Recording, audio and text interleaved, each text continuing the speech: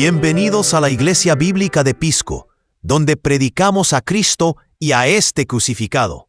Gracias por acompañarnos mientras el pastor Robert Jiménez proclama fielmente la palabra de Dios, mediante una predicación clara y expositiva de las Escrituras, versículo por versículo y capítulo por capítulo. Abramos ahora nuestro corazón para recibir la verdad de la palabra del Señor. Estamos en Marcos capítulo ¿qué? Capítulo 6, versículos 45 al 52. Ahí es donde estamos. Marcos capítulo 6, versículo 45 al 52. Estamos en esta serie de sermones que tienen que ver con recomendaciones para tener una fe firme. No siempre cuando vienen las tribulaciones estamos firmes. ¿Por qué? Porque no siempre se nos enseña a prepararnos para tales tribulaciones. En el cristianismo actual que vivimos, se enseña a las personas a forzar y a pedirle a Dios de repente que dé una casa, que dé un auto, que dé bienes materiales, o cuando vienen las tribulaciones y cuando vienen las pruebas, a los cristianos en la actualidad les parece, ¿por qué Dios si yo te estoy sirviendo? ¿Por qué me pasan tales cosas si yo soy tu siervo, si yo soy tu servidor? Y esa es la situación en la cual nos encontramos, en que los creyentes en la actualidad parece que no quieren sufrir, o que cuando sufren es como si ese Dios los ha abandonado, o como si ese Dios está haciendo algo extraño a las Escrituras. Pero no es extraño a las Escrituras que los creyentes tienen que pasar por tribulación, pero sí es extraño al cristianismo actual predicar acerca de las tribulaciones. Así que nosotros debemos prepararnos. Si vamos a ser fuertes y sólidos en la doctrina, en las Escrituras, necesitamos entender qué es lo que las Escrituras nos están diciendo aquí. Estamos en el capítulo 7, donde se está poniendo de manifiesto la autenticidad del ministerio del Señor Jesucristo. ¿Saben qué es lo que, en el capítulo 6, perdón, saben qué es lo que las personas están ahí preguntando? Las personas están preguntando, según el versículo 15, algunos dicen que es Elías, otros dicen que es un profeta, o alguno de los profetas antiguos. Juan el Bautista, Herodes, el rey Herodes dice que Jesús es Juan el Bautista. Básicamente lo están confundiendo. Si ven un poco más atrás, ahí en el versículo 5 del capítulo 6, ¿qué sucede? No pudo hacer ningún milagro donde en Nazaret. Apenas unos pocos pudieron creer en él. ¿Por qué?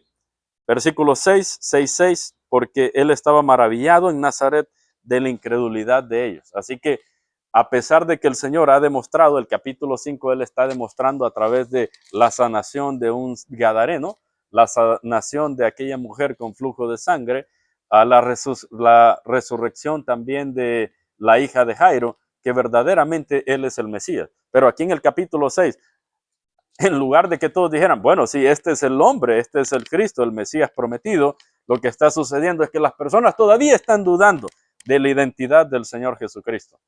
Así que para zanjar esas dudas, lo que pasa es que el Señor hace la alimentación de los 5,000.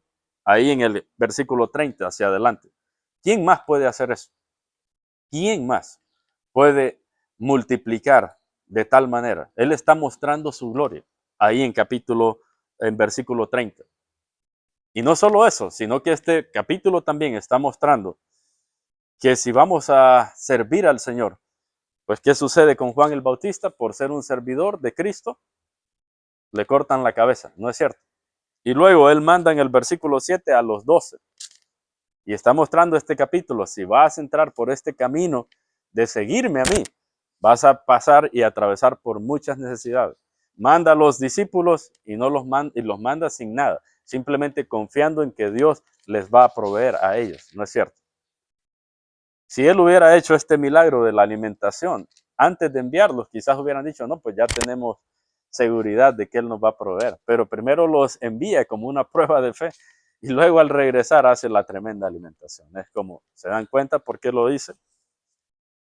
Y sabemos, por lo que dice Juan capítulo 6 también, que después que hace esta alimentación, el pueblo quería hacer ¿qué con Jesús? Querían convertirlo en rey. Por eso inicia el versículo 45 de esta manera, si ustedes lo ven ahí. Enseguida, Jesús hizo que sus discípulos, ¿qué? Subieran a la barca. Entonces nosotros mirábamos esta palabrita hizo como objeto de estudio y es que los forzó a subir en la barca. Los forzó a ir. ¿Por qué? Porque no era un lugar seguro que ellos se quedaran ahí donde estaban. Viendo que aquellas personas querían hacerlo rey, pero no por lo que ellos sabían acerca de él, no por lo que él decía acerca de él, sino porque vieron los alimentos y vieron el pan y entonces dijeron, aquí ya tenemos aquí Plaza Vea gratis por el resto del año, ¿sí o no? Tenemos metro gratis aquí, ¿verdad? Estamos bien. Si este hombre comienza a hacer estos milagros día tras día, pues ya estamos en el cielo, básicamente, ¿no? Ya no vamos a trabajar, ¿sí? Solo estamos ahí con ese abanico que trajo la tía Ino y sentados abajo de un árbol esperando que nos dé comida nada más. Entonces, por eso él está forzando a los discípulos, tienen que salir de aquí lo más pronto posible, porque este no es un lugar correcto en el que, en el que puedan estar. Necesitan irse. Y entonces la primera recomendación que nosotros tenemos es que a veces parece que las cosas están yendo bien, Señor, pero todo está yendo bien. No, tienen que irse. Los hizo que se fueran. Primera recomendación, para una fe firme, tenemos que obedecer al Señor sin cuestionamiento, ¿verdad? Ese era un momento en el que ellos dijeron, no, pero hemos estado esperando, esto es lo que hemos estado esperando todo tu ministerio, que la gente te reconozca. Él dijo, no, no es así que nos va a reconocer. Y es justo la lucha que tenemos hoy. Mis hermanos, mis amigos, si nosotros fuéramos la iglesia McDonald's y la iglesia Burger King, ¿no? Porque un hermano nos contaba allá en México que conoce a ciertos grupos que hacen todos los domingos para que hubiera gente, compraban primero 100 hamburguesas de McDonald's y luego ahí estaban, 100 sillas. Luego llegaron hasta tener 1000 hamburguesas por servicio, ¿verdad? Cada persona llegaba. Entonces afuera entonces le pusieron la iglesia Burger King, la iglesia McDonald's, ¿no? Si nosotros fuéramos la iglesia McDonald's y Burger King aquí, o KFC, aquí no ocupieran los asientos. Y eso es justamente ir en contra. ¿Qué atrocidades? Uno pensará, ¿será alguien que es capaz de hacer eso? Bueno, hoy hay personas que hacen eso y mucho más todavía. ¿Para qué? Para que la gente le siga. El Señor no estuvo dispuesto a eso. Así que para tener una fe firme, uno debe creer en el Señor y obedecerle sin cuestionamientos. Versículo 45. Luego, ¿qué les dice? Que suban en la barca y se vayan delante de él. ¿Hacia dónde? ¿Hacia dónde, José? Hacia el otro lado, hacia Bethsaida. Así que les está diciendo, van a llegar al otro lado. Tienen que irse. La cosa estaba poniéndose buena, ¿no? Apenas estaban comenzando a servir el chancho a la caja china ahí, ¿verdad? Y ya se tenían que ir. Qué terrible. No, se tienen que ir al otro lado, cuando todo se estaba poniendo bueno. Y mientras él se quedó despidiendo a la multitud, pero también no solo se quedó despidiendo a la multitud, sino que quedó orando. Se fue al monte a orar y despedir la multitud. Es decir, él va a huir de esa tentación. Él está huyendo de esa situación y necesita conectarse con el Señor. Necesita ir a orar, Señor, ayúdame en medio de esta situación. Nos está mostrando su humanidad, su dependencia del Señor. Y aquí en versículo 46 y 47, lo que tenemos es que tenemos que nosotros confiar en el Señor Jesús, aunque no entendamos lo que está pasando. Eso fue lo que vimos en la última serie de este sermón. Debemos aprender a confiar en el Señor, aunque no entendamos lo que está sucediendo. Ellos pudieron haber dicho, pero en este momento nos mandas, ahora que anochece, y cuando la barca está en medio del mar, Él está solo en tierra, y habiendo los visto remar fatigados, ellos están remando fatigados, porque el viento que les era contrario, es decir, están yendo con todas sus fuerzas, están desgastados, están cansados, y a todo esto era como, ¿qué hora? La cuarta vigilia de la noche. Es un pequeño repaso para volver a calentar el motor aquí otra vez en Marcos capítulo 6. La cuarta vigilia de la noche es aproximadamente, don Walter, 3 de la noche a 6 de la madrugada. Así que es el punto más tremendo, ¿no? En el que más fatigado está. Es el momento todavía más bueno para dormir, ¿no es cierto? Es el momento en que uno está, pero con deseo de estar descansando. Y ellos estaban ahí fatigados. Y él los está viendo. ¿Desde dónde lo ve? Desde el monte lo ve. Impresionante, ¿no? Así que los primeros versículos nos están mostrando la humanidad del Señor, dependencia del Señor, pero también aquí se nos está poniendo de manifiesto que su deidad. No digamos lo que viene a continuación, ¿verdad? Viéndolos remar, fatigados, vino hacia ellos. ¿Cómo?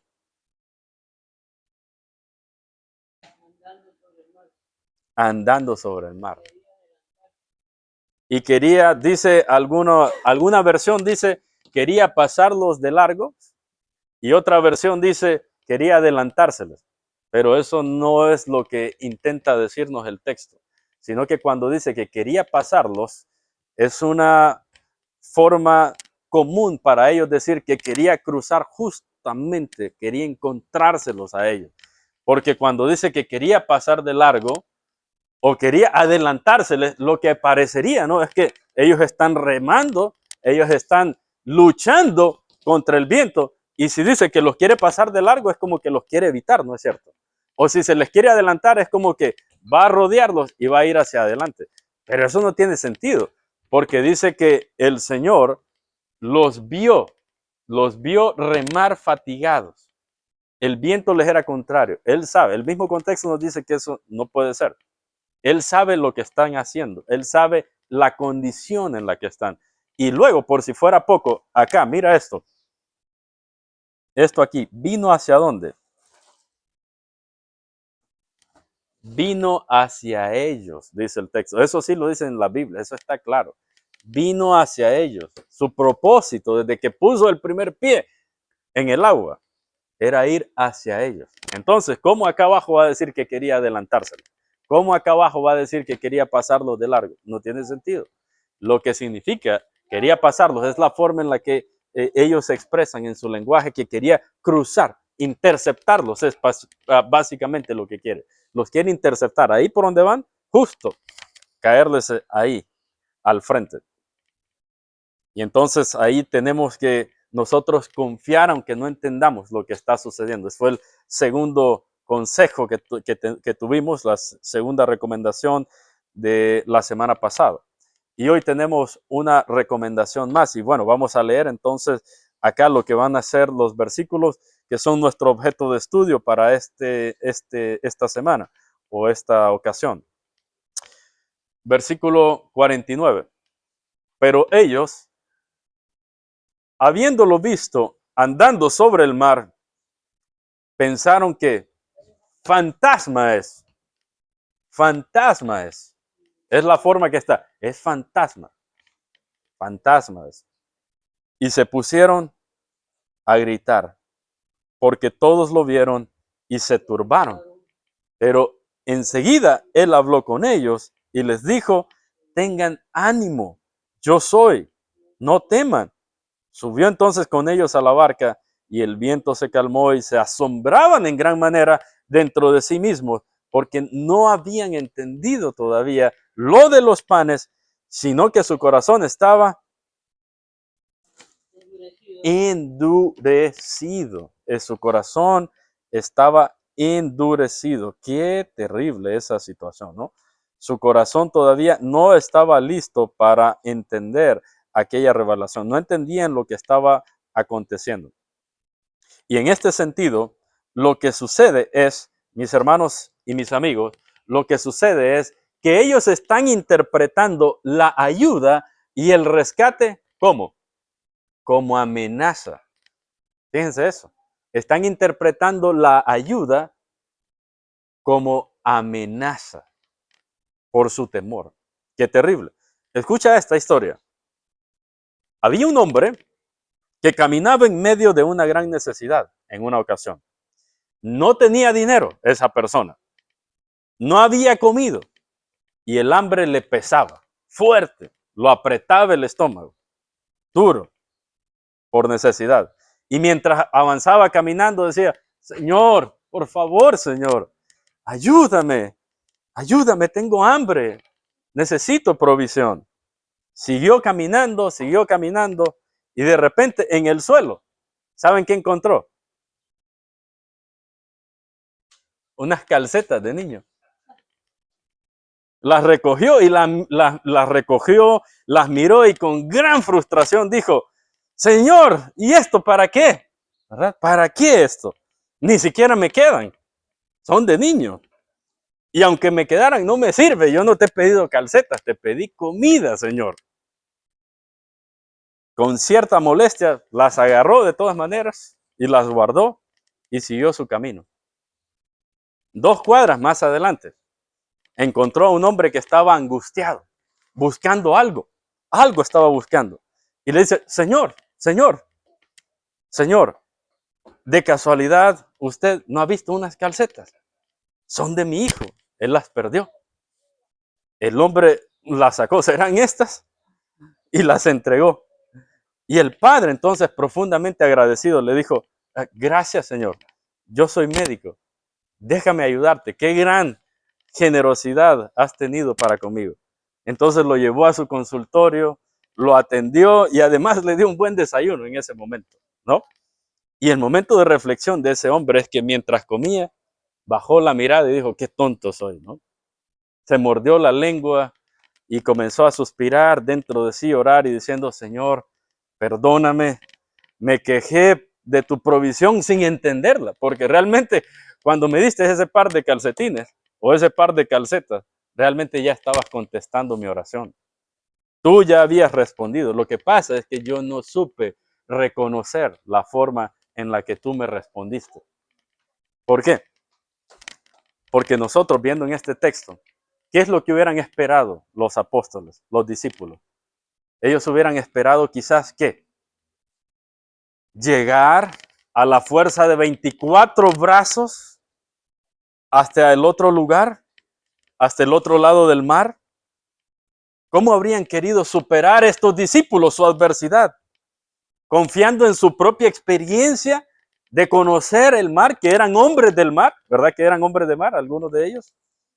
¿Cómo habrían querido superar esta dificultad? ¿Resistiendo hasta que el mar se calmara por sí solo? ¿O de repente alguno hubiera dicho, tan pronto nos acerquemos cerca de la orilla, ahí me voy a tirar? Recuerdan que terminando el capítulo del libro de Juan, que cuando el apóstol Pedro mira al Señor Jesús, ni siquiera espera que la barca llegue, sino que se tira y comienza a nadar y sale. ¿Será así que querían salir ellos de esta situación, de esta dificultad?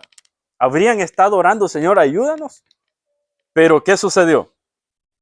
Nada de eso pasó, sino que en versículo 48 estaban fatigados, estaban rendidos. A lo mejor esperaban una respuesta del Señor, pero no la esperaron como sucedió.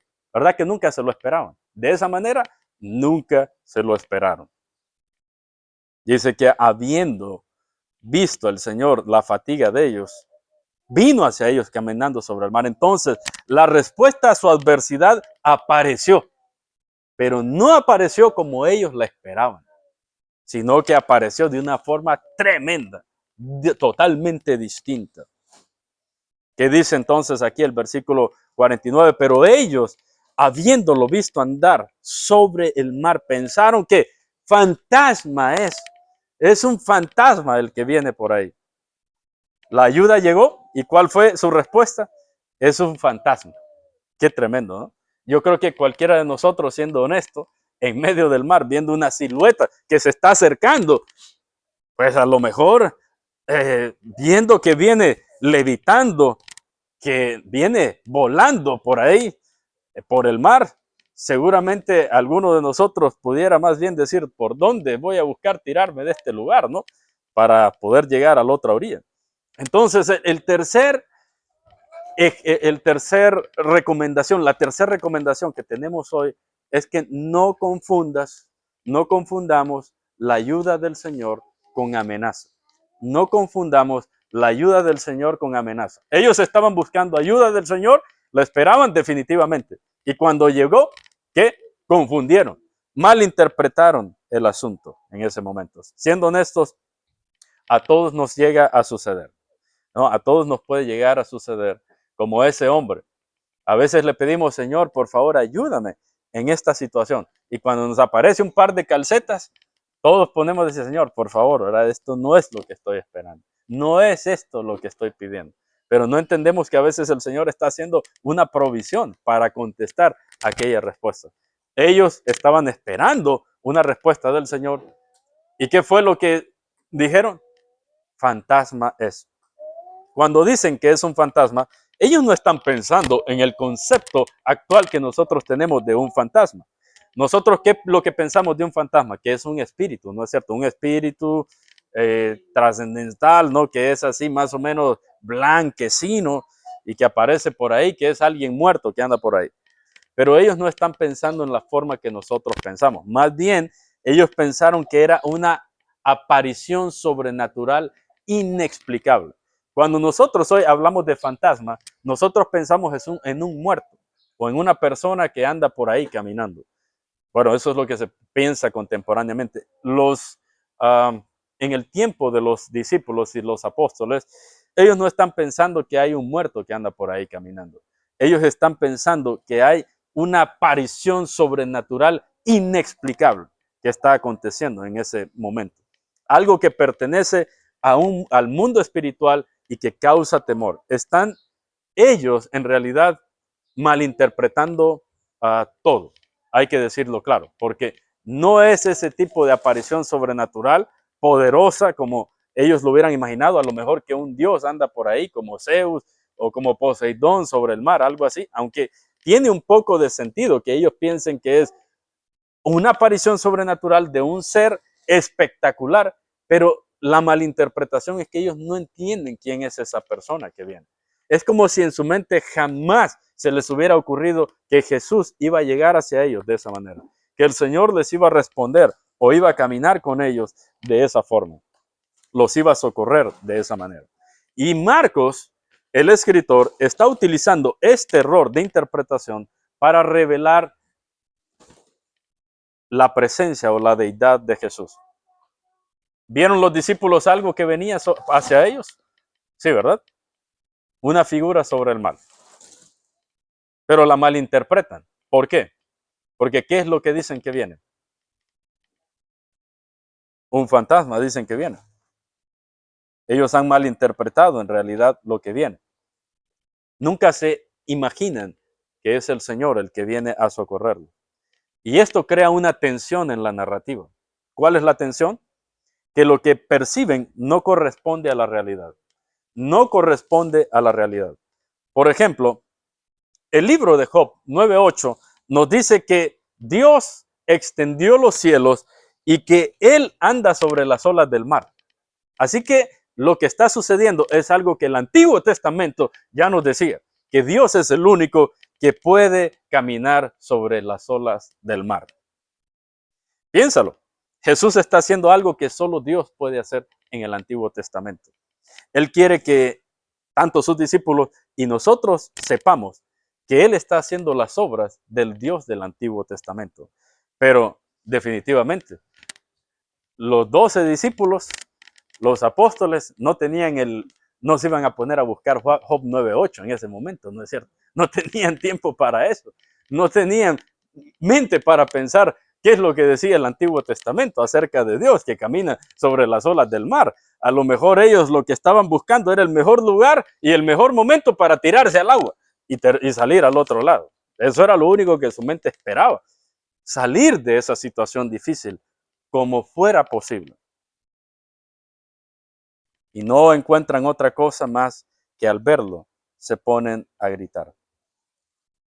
Y esto tiene tremendas implicaciones de cuando el Señor viene a socorrernos, viene en nuestra ayuda, pero malinterpretamos mal esa ayuda. Vamos a ver algunas de esas. Mira cómo se complica todo, cómo se va complicando en la narrativa todo. Primero, ellos observan el milagro. Habiéndolo visto, ellos observan. Luego, malinterpretan. Pensaron, fantasmas. Me gusta cómo lo pone el escritor, aunque nuestras traducciones dice pensaron que era un fantasma, como si es el escritor el que está relatando los hechos. Pero lo que el escritor inserta es una cita textual de lo que ellos pensaron, de lo que ellos dijeron. Es un punto de vista psicológico de ellos, cómo se sienten, el temor, la ansiedad y la frustración. Es una exclamación de lo que ellos están pensando. Malinterpretaron. Luego, ¿qué sucede? Se alarman, se pusieron a gritar en medio del asunto. Obviamente, si tú y yo estuviéramos ahí, posiblemente lo mismo hubiera sucedido. Pero el escritor Marcos nos dice, o el Espíritu del Señor nos muestra en la Biblia, que desde el principio, el que va caminando, es decir, nosotros sabemos como lectores, nosotros ya sabemos algo que ellos no saben. Porque en el versículo 47 nos dice que la barca estaba en el mar y él estaba solo en tierra. Y que el versículo 48, él los vio remar fatigados y vino hacia ellos andando sobre el mar. Es decir, el escritor nos prepara a nosotros como lectores para saber que en el versículo 49 no es un fantasma el que viene, sino que nosotros ya sabemos que es Jesús el que va caminando sobre el mar. Pero los discípulos en la barca, ellos no lo saben. Apenas se están dando cuenta de qué es lo que está sucediendo. Así que malinterpretan, se confunden, se alarman y al final, ¿cómo están? Turbados. Están turbados también en medio de la situación. Todos lo vieron y se turbaron. Escuchamos esa palabra bastante a menudo, ¿no es cierto? En la Biblia, turbaron. ¿Qué significa turbarse? La palabra turbación. Bueno, esta palabra, la misma palabra, se puede utilizar o se utiliza ahí en Juan capítulo 5, versículo 4. ¿Quién lee Juan 5, 4? Esa misma palabra es utilizada en Juan 5, 4 y se traduce de manera distinta. La palabra turbación.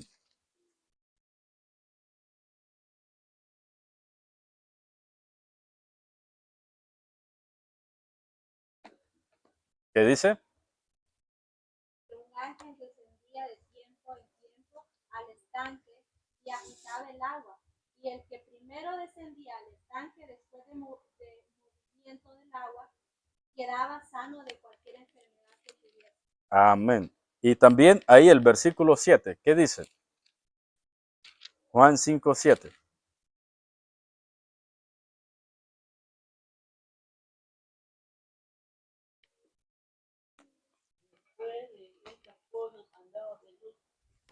No, Juan 5, 7. El enfermo le respondió, Señor, no tengo a nadie que me meta en el estanque cuando el agua es agitada. Y mientras yo llego, otro baja antes que yo. Entonces, ¿cuál es la palabrita turbación aquí? ¿Cómo se traduce en Juan 5, 4 y 7? Se traduce como agua, ¿qué?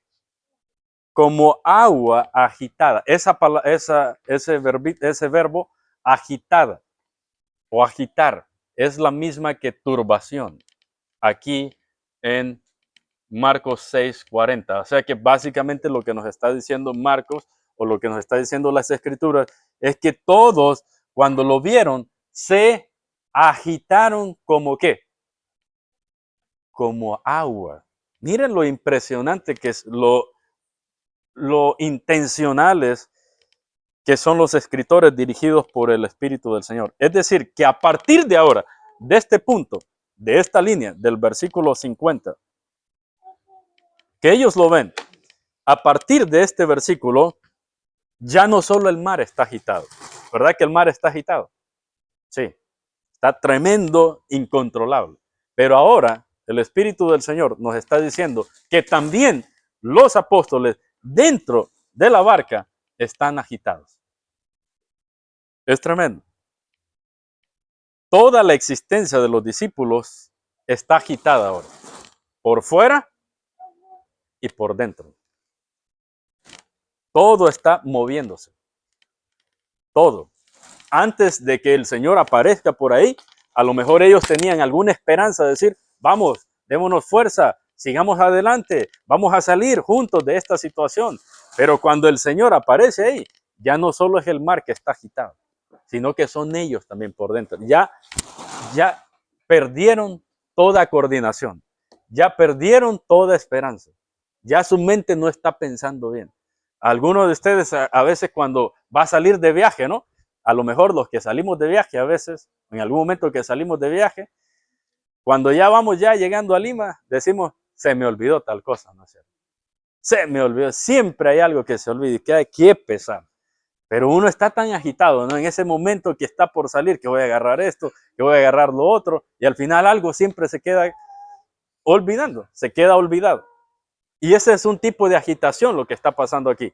Ya no saben qué pensar, ya no saben hacia dónde van, ya no hay lugar para dónde ir, porque esperaban llegar a la orilla y ahora tienen este espectro justo al frente que les está que les está bloqueando el paso.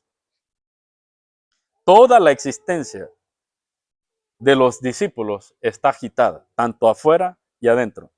Estamos aquí en el punto climático más alto de esta historia, de cuando Jesús camina sobre el mar.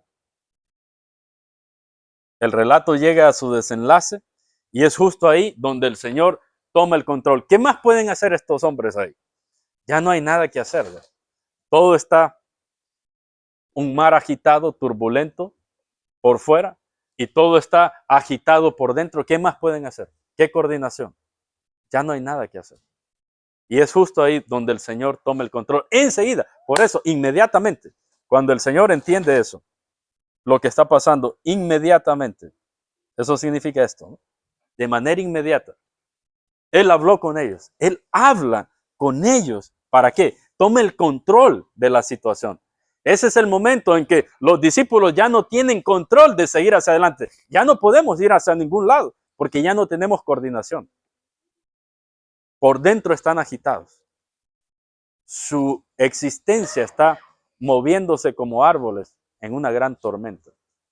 Y es justo ese momento en el que abandonan el control de toda la situación. Ya no hay para dónde ir. Y es justo en ese momento que abandonan el control del barco, el control de la nave, cuando Cristo lo toma. Él toma el control ahí, justo en ese momento. En el momento de la mayor desesperación, el Señor toma el control. Enseguida, Él habló con ellos. Y les dijo que. ¿Qué les dijo? Tengan ánimo, porque lo habían perdido por completo. Quizás mientras estaban batallando contra el mar, tenían ánimo, se estaban dando ánimo. Pero en este punto, cuando están turbados, ya no hay ánimo. Y es justo ahí donde el Señor toma el control, les dice, habla con ellos a su corazón, los anima, pero no solo los anima humanamente, sino que los anima teológicamente. Tengan ánimo. Y esta construcción aquí. Yo soy. No teman. Entendemos, si somos buenos lectores de la palabra, entendemos que este yo soy es una declaración divina. Es una declaración, es un título que se utiliza únicamente para Dios en el Antiguo Testamento.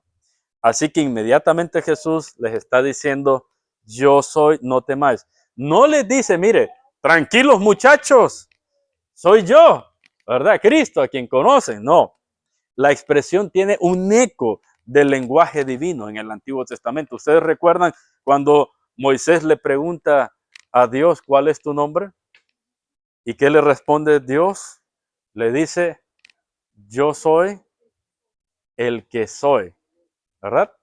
Así que cuando el Señor está diciendo, yo soy, eso es un eco del Antiguo Testamento. Aquel Dios que había hablado desde la zarza, ahora está hablando desde la tormenta, desde la adversidad, caminando poderoso sobre el mar. Soy yo soy. Y lo que hace entonces las Escrituras hasta este punto es colocar esa mala interpretación humana junto a la declaración divina de Jesús, está corrigiendo este error de interpretación, identifica esta teofanía o esta manifestación gloriosa de Cristo sobre el mar. Si ellos hubieran dicho, miren, es Jesús el que está ahí, la escena perdería impacto. Miren, es Jesús el que viene. Yo soy, muchachos, yo soy. No se preocupen, soy yo. No, no es esa forma lo que está haciendo, sino que se intensifica la claridad de este relato y el objetivo que tiene Marcos. Porque ellos, ¿qué fue lo que pensaron? ¿Quién era? Nunca pensaron que era Jesús. ¿Quién pensaron que era? Un fantasma. Marcos entonces logra que el lector vea lo absurda que es la interpretación nuestra como humanos, a veces de las circunstancias en las que nos encontramos rodeados, porque a todos nosotros nos pasa como creyentes y también como incrédulos, que estamos en medio de situaciones y decimos, Señor, por favor, ten misericordia de mí, respóndeme, Señor. Y a veces cuando el Señor va respondiendo, no sabemos interpretar lo que está pasando. Como el hombre, ¿no? Le cayó un par de calcetas y no supo qué fue lo que estaba sucediendo. Nos pasa lo mismo. Es un contraste que está pasando aquí entre lo que puede ser nuestra forma incorrecta de interpretar los asuntos cotidianos a la luz de las Escrituras y lo que Cristo es, cómo Él se va a manifestar glorioso. Porque cuando dice Cristo, yo soy, Él está haciendo este uso deliberado del Antiguo Testamento, caminando sobre el agua. Es el mismo que se ha revelado en las montañas del Sinaí. Vamos un poquito ahí hasta Isaías capítulo 4. Isaías capítulo, 43:10, sin quitar Marcos capítulo 6 de sus dedos. Isaías capítulo, miren esto. Isaías capítulo 43, versículo 10. Algunos pasajes ahí juntos. Ustedes son mis testigos, declara el Señor, mi siervo a quien he escogido para que me conozcan y crean en mí y entiendan que yo soy. Antes de mí no fue formado otro Dios, ni después de mí lo habrá. Versículo 11, yo soy el Señor. Yo soy el Señor. Versículo 13, aún antes de la eternidad, yo era, pero ahí puede decir yo soy. Se puede traducir mucho mejor. Versículo 25, ¿qué dice? 43:25. Yo soy. Así es. Versículo 46:4, capítulo 46:4. Ahí 2 capítulos adelante, unos capítulos más adelante, 46, versículo 4. Versículo 4. Aún hasta su vejez, yo mismo o yo soy el mismo. Se puede traducir también. Y finalmente, capítulo 48:12.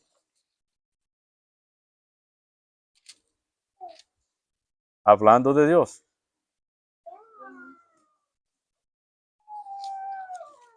48:12. Óyeme, Jacob, Israel, a quien llamé. ¿Qué dice? Yo soy el primero. Y también soy el último. Regresemos a Marcos. Está claro entonces que este yo soy no es simplemente decir, miren, soy yo, Jesús. No, con este eco de caminando sobre las olas del mar, Él está diciendo, yo soy. Tengan confianza, ese mismo Dios del Antiguo Testamento, ahora caminando sobre las olas del mar. Martín Lutero, con respecto a esto yo soy, él enfatiza que cuando Cristo dice yo soy, se presenta como el mismo Dios que habló a Moisés desde la zarza. Y en su teología pastoral dice que estas palabras son el fundamento de toda consolación en medio del temor. Cuando Él les está diciendo yo soy, en su mente debe sonar tranquilos. Soy Jesús, pero soy el Dios del Antiguo Testamento también. Soy Dios aquí revelándome justo a ustedes. Es decir, esa turbación tiene que bajar de golpe. ¿Por qué? Porque al ver quién yo soy, el Dios del Antiguo Testamento, deben tener plena confianza en lo que está pasando. J. Ryle llega a decir que estas palabras, yo soy, estaban destinadas a calmar sus temores, mostrándoles quién era Él. Y añade, el conocimiento correcto de Cristo es el gran remedio contra el miedo. ¿Recuerdan lo que dijo David? Aunque ande en valle de sombra de muerte, no temeré mal alguno. ¿Qué más dijo? Tu vara y tu cayado me infundirán aliento. Así es decir que en medio del temor, nuestro conocimiento de quién es Dios nos ayuda a pasar a través de las pruebas de la vida con completa confianza. Martin Lloyd Jones dice lo siguiente acerca de yo soy. El yo soy de Cristo es una afirmación de su deidad absoluta. Aquí y cuando Él lo muestra o cuando Él lo declara. Y en aplicación pastoral, nuestro problema no es la tormenta, es que no conocemos quién está con nosotros, dice él, acerca de este pasaje. El problema de los discípulos no es simplemente la tormenta, es que no saben quién está con él, quién está viniendo hacia ellos. Y añade también enseñando que la paz no viene de un cambio de circunstancias. ¿Por qué? Porque mientras Jesús va caminando y les dice, el mar sigue revuelto, ¿no es cierto? Porque ¿cuándo es que el mar se calma? Miren, subió con ellos a la barca y el viento se calmó. Eso significa que mientras esto está pasando, que Él les está diciendo, tengan ánimo, yo soy, el mar sigue revuelto, la tormenta sigue revuelta, el viento sigue igual. Y entonces Martin Lloyd Jones dice que la paz no viene de un cambio de circunstancias, sino de la comprensión de la presencia de Cristo en medio de las dificultades y las circunstancias. ¿Por qué? Porque en muchas ocasiones, finalizando la cita, en muchas ocasiones a todos nos gustaría que cuando estamos en medio de un problema, que el Señor calme el problema. Ya estuvo, Señor, ¿verdad? Ayúdame a superar esta situación que me está causando tanto dolor, que me está causando tanta adversidad, tanta tribulación. Y no es eso lo que va a suceder. Lo que va a suceder es que el Señor va a actuar en medio de esa circunstancia. Posiblemente la circunstancia va a seguir igual.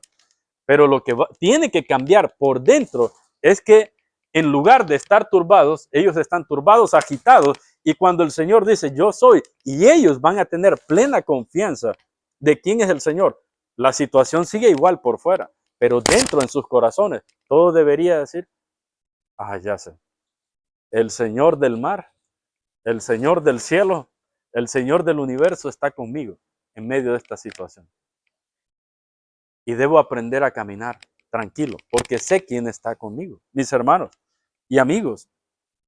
Muchas veces pedimos al Señor, ayúdame, no sé, con lo que puedas estar luchando.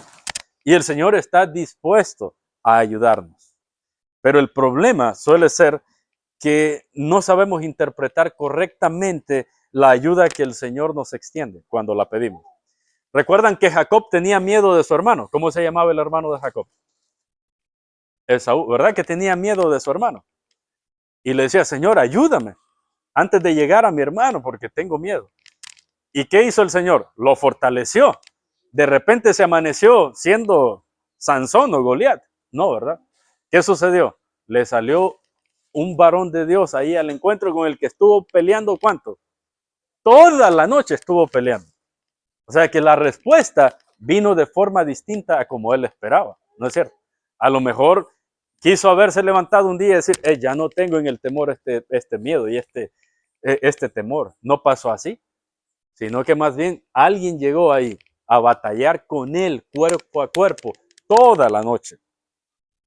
¿Acuerdan de la historia de Naamán el sirio? ¿Qué quería Naamán el sirio? Quería ser sanado. Y a lo mejor quería que Eliseo hiciera 3 conjuros mágicos y ya se fue la lepra. Quizás eso era lo que quería. Pero ¿qué fue lo que el Señor hizo?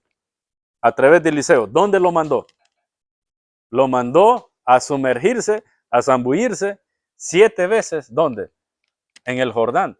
¿Y qué dijo él? No, pero no tengo mejores ríos yo allá en Aram. ¿Cómo es posible que me esté mandando a zambuirme en el Jordán? Él está pidiendo ayuda y el Señor le está dando ayuda. Sin embargo, no se la está dando como Él la quiere y no de forma distinta a lo que está pasando aquí. Quizás ellos querían ayuda en ese momento, pero no saben interpretar correctamente. Por eso, el tercer consejo que tenemos o recomendación aquí es que nosotros, si queremos tener una fe firme, debemos aprender a no malinterpretar la ayuda con amenaza. La ayuda con amenaza. ¿Recuerdan en Hechos capítulo 8, cuando va el etíope desde Jerusalén, va de regreso otra vez a su lugar, en el carruaje, y va leyendo nada menos que el profeta Isaías, ¿no? Y entonces, mientras va leyendo el profeta Isaías, no sabe si ponerse cabeza abajo, si agarrar el libro así o así, no entiende el profeta Isaías, ¿verdad? Y entonces a lo mejor él va pidiendo al Señor, ayúdame a saber cómo interpretar el profeta Isaías. Porque si te metes al profeta Isaías, aún hoy en día no es muy fácil, ¿no? Entender lo que está diciendo. Ayúdame, Señor. ¿Qué es lo que tengo que hacer, no? Para entender esto. Quizás, ¿qué esperaba el etíope? ¿Qué iba a esperar el etíope? Que el Señor le diera entendimiento en su cabeza. Uy, hoy sí, ¿verdad? Ahora sí ya soy un teólogo, ya, ¿verdad? Ya solo abro donde me cae el dedo, ahí lo entiendo perfectamente, ¿verdad? Yo soy el que entiendo esto. No, no le respondió así. ¿Cómo le respondió el Señor? Sí respondió su deseo, su oración. ¿Cómo? Le envió a Felipe, le envió un maestro. Sí respondió, pero no en la forma que él quería. Y es tantas ocasiones que sucede así. También lo vemos la manera más sobrenatural como Dios ha obrado sobre el mundo. Los hombres quizás en ese tiempo que el Señor vino esperaban, los judíos, que Dios viniera a destruir el mundo, la maldad del mundo, a instaurar su reino y que suceda y reinar con él para siempre. O sea, que bajara aquel Dios en su trono, en su corcel, como lo muestra David y lo muestran los salmos poderosos, y acabar, erradicar la maldad. ¿Y qué sucedió? Sí respondió el Señor, pero ¿cómo? Se vistió de carne, ¿verdad?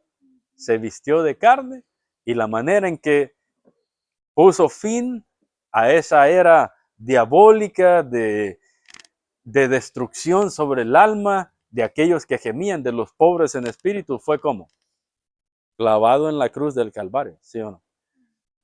¿Lo han entendido bien los hombres eso? ¿Lo hemos entendido bien? No, ¿verdad? No lo interpretaron correctamente tampoco. Porque los caminos del Señor son más altos que nuestros caminos. Y el conocimiento de Dios es más profundo que nuestros caminos. Es posible entonces que a veces estamos pidiendo, Señor, ayúdanos. Ayúdanos en medio de esta tribulación que estamos pasando como familia, de esta situación que estamos pasando como matrimonio, de esta situación que estamos pasando con los hijos. Y que lo que te aparezca sea un par de calcetines. ¿Sí o no? No como tú lo esperabas, sino de una forma distinta. Y es lo que está sucediendo. Ellos están esperando que el Señor aparezca, pero el Señor aparece de una forma totalmente distinta a lo que ellos esperaban y malinterpretan todo. J. Serryle dice que no es extraño que los verdaderos cristianos se llenen de temor cuando se hallan en circunstancias difíciles, aun cuando Cristo está cerca de ellos. Los discípulos lo vieron y sin embargo no lo reconocieron, pensaron que era un fantasma y clamaron de miedo. Y así sucede a menudo con los creyentes. Cristo está con ellos, pero su fe es tan débil que no lo perciben y sus corazones se turban como si Él no estuviera presente. Fin de la cita. Martin Lloyd-Jones vuelve a decir, el problema principal en la vida cristiana no es tanto lo que nos sucede, no, sino la manera en que interpretamos lo que nos sucede. Nuestros sentimientos son a menudo el resultado de pensamientos equivocados. Escucha eso, fin de la cita. Nuestros sentimientos son a menudo el resultado de pensamientos equivocados. Es una realidad. A veces actuamos porque estamos pensando malinterpretando todo lo que Dios está haciendo en nuestra vida. Un caso, vamos a tener dos casos. Un hermano o una hermana recibe promoción o reconocimiento entre nosotros o en cualquier lado. Y alguien va a interpretar eso equivocadamente. ¿Qué va a decir? Cuando otro tiene un reconocimiento, ¿qué va a decir el otro? No valoran mi trabajo. Aquí no me valoran. Solo al otro hermano valoran. ¿Sí o no? Me están dejando atrás. ¿Verdad? Esto es injusto lo que están haciendo aquí. Porque están reconociendo a otro. Y yo que tengo aquí tanto tiempo como el hijo pródigo y su hermano mayor, ¿verdad? Yo siempre he estado aquí y a mí nunca me has matado un cabrito. Ha malinterpretado todo. Toda la acción del Padre la ha malinterpretado. ¿Qué reacción entonces viene cuando un hermano recibe un reconocimiento en nuestros corazones que son tan perversos? ¿Qué viene? Envidia, comparación, crítica interna y crítica externa, ¿verdad? A todos nos pasa. Y la realidad en medio de todo eso es que es posible que Dios está obrando en nuestra vida, pero en procesos distintos como en la vida de mi hermano también. Un hermano muy querido en Los Ángeles decía, si tú no estás dispuesto a ver que tu hermano sea bendecido por el Señor y reconocido por sus dones en la congregación, mejor no te hagas parte de una congregación, ¿verdad? ¿Por qué? Porque el Señor está obrando en procesos distintos. Es mejor no entrar a una membresía, ¿no? Porque en una membresía es que el Señor va a trabajar con todos nosotros de manera distinta y todos debemos estar dispuestos a reconocer que el Señor está trabajando en la vida de mi hermano y a través de la vida de mi hermano está trabajando también en mi vida.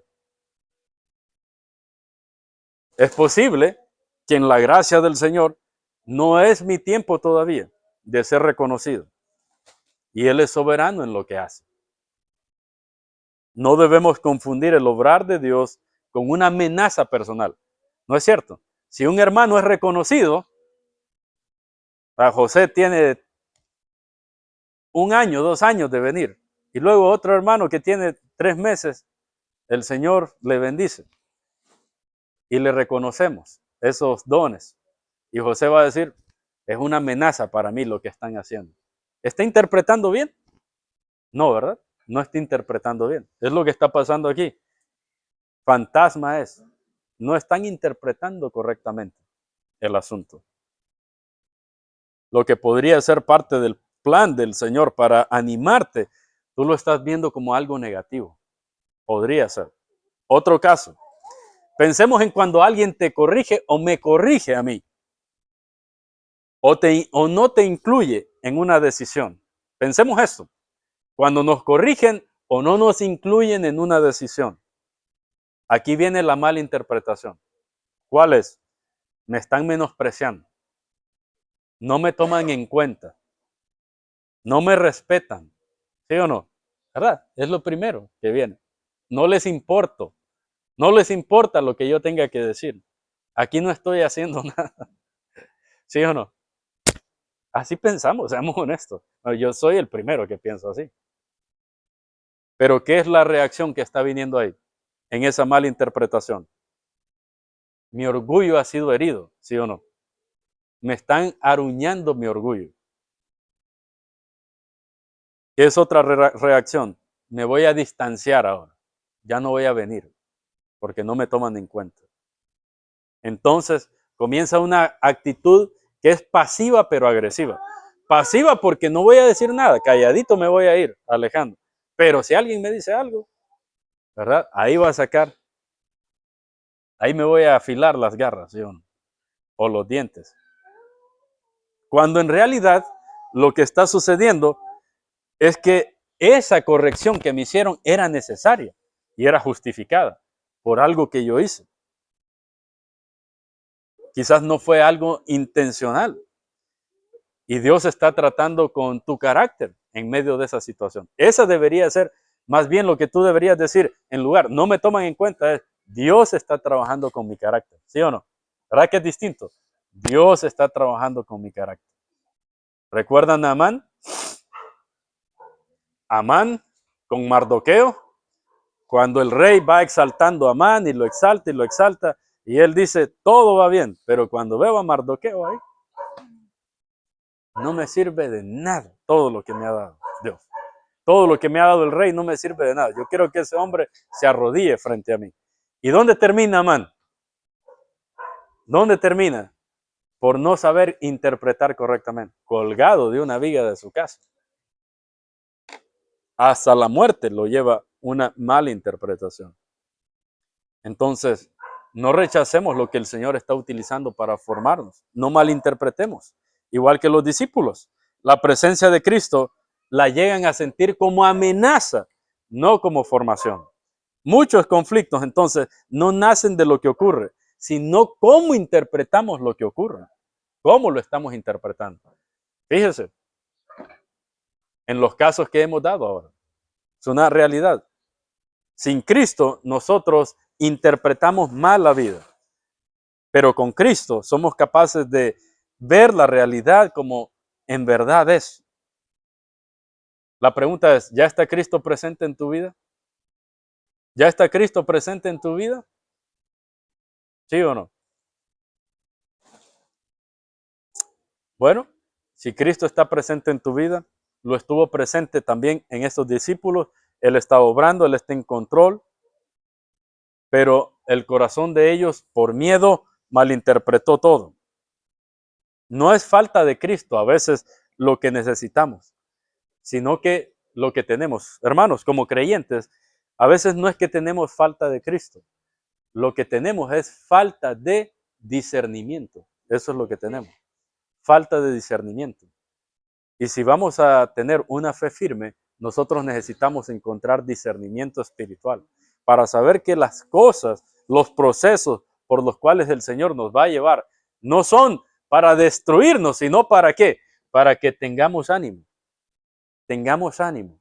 Que el Dios a quien estamos sirviendo es Cristo y no deberíamos temer. No deberíamos temer. Debemos examinar nuestros corazones y someter nuestras emociones a la verdad de Cristo. Recordemos quién es Él.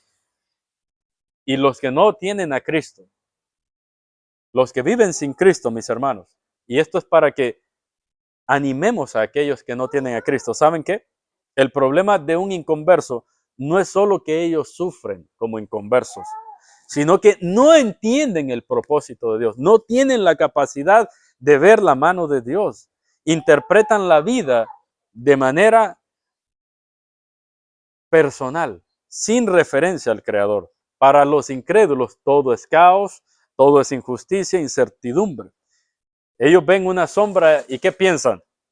Que es un monstruo, porque no tienen la luz para ver correctamente. Entonces, si un incrédulo no tiene a Cristo, él no va a poder interpretar nunca correctamente las circunstancias de su vida a la luz de la palabra. Por eso es que cuando tenemos personas a nuestro alrededor, en el trabajo, los vecinos, o cuando vienen acá, en la familia, nosotros necesitamos utilizar nuestro discernimiento espiritual para ayudarles a saber cómo Cristo les está acercando hacia Él. Porque ellos no tienen la capacidad, no tienen ojos para interpretar correctamente los hechos a la luz de la obra de Jesucristo. Quiera Dios que nosotros sí tengamos ese discernimiento espiritual y que lo alcancemos en la madurez del Señor. Muy bien, ¿qué vimos hoy entonces? ¿Cuál fue la tercera recomendación que hemos visto en esta mañana?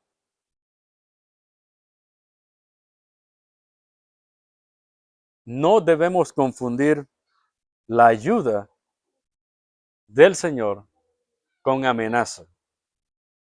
Si quieres tener una fe fuerte, una fe firme, debes aprender a discernir correctamente qué es lo que está sucediendo, qué es lo que el Señor está haciendo en tu vida. A veces te va a estar humillando para que aprendas, para que seas sabio, y a veces va a estar dándote la oportunidad de levantar también para que puedas bendecir a otros, no para autogratificación o autopromoción, sino para Él. Así que bueno, un sermón más y vamos a concluir esta serie. Pongámonos de pie Que Cristo nos ayude, que tenga piedad de nosotros, que nos haga firmes en la fe, fuertes, robustos, como árboles fuertes. La semilla está sembrada ya, tía. Así que hay que seguir hacia adelante. Señor, en esta mañana